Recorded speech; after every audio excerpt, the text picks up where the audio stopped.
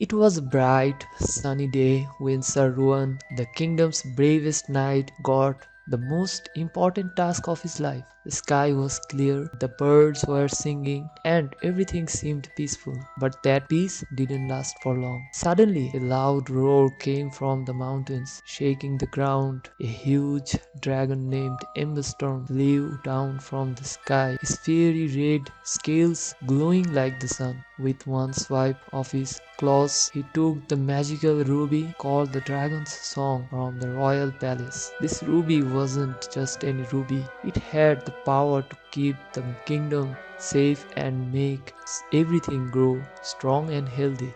As soon as the dragon flew away, the kingdom began to change. The sun disappeared behind dark clouds, and the rivers started to dry up. The crops died, and the people became worried. They knew only the ruby could bring back the magic.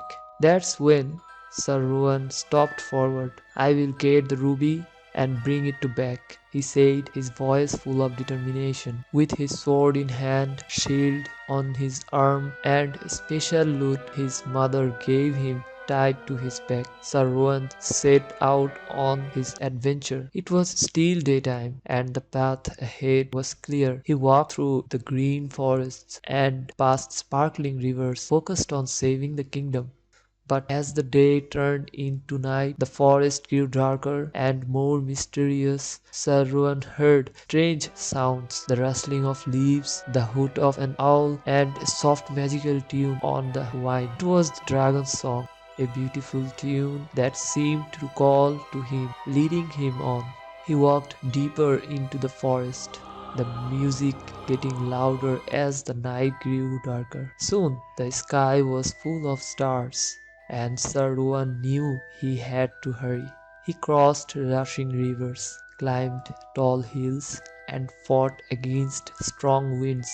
But the dragon's song kept calling him, pulling him toward the dragon's home. By the time Sir Rowan reached the mountain top, it was very late at night. A cold wind blew through the air, and in front of him stood the entrance dark cave. Inside he could see the ruby glowing red in the dark. But guarding it was Emberstorm, the fire-breathing dragon. "Why are you here, knight?" the dragon growled, his voice loud in the cave. Sir Rowan stood tall and answered, "I have come to take back the ruby and save my kingdom." The dragon laughed and fire shot from his mouth. "If you want the ruby, you have to prove you are worthy. Play a song which matches the power of the dragon's song." Sir Rowan wasn't sure what to do. He was a knight, not a musician.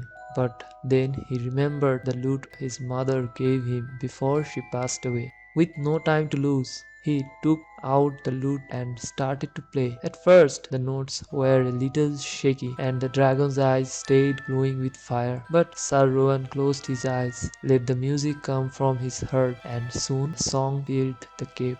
It wasn't as powerful as the dragon's song, but it was full of hope, bravery, and love from his kingdom.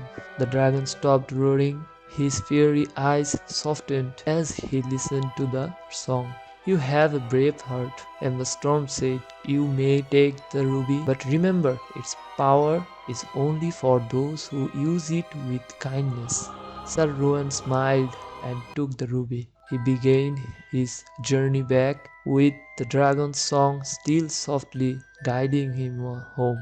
When Sir Rowan returned to the kingdom, it was like the sun came out again. The sky cleared, the rivers started flowing again, and the land became full of life. The people cheered and celebrated his bravery, but Sir Rowan knew it wasn't just his strength that saved the kingdom. It was his heart. From that day on, the ruby stayed safe in the royal palace, and the kingdom thrived. Every now and then, on quiet nights when the wind blew just right, the people could hear the soft tune of the dragon's song, a reminder of the brave knight and the powerful dragon who helped the kingdom stay safe.